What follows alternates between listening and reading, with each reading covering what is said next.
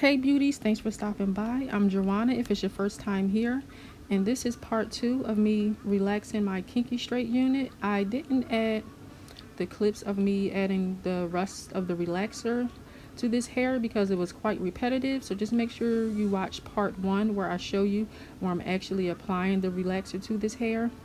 And right here it's air dried, and I do have some products that I used on this unit. I didn't put the Aunt Jackie's leave-in conditioner in it because I just really didn't like it on my hair, so I didn't think that it would, do anything for the hair on this unit.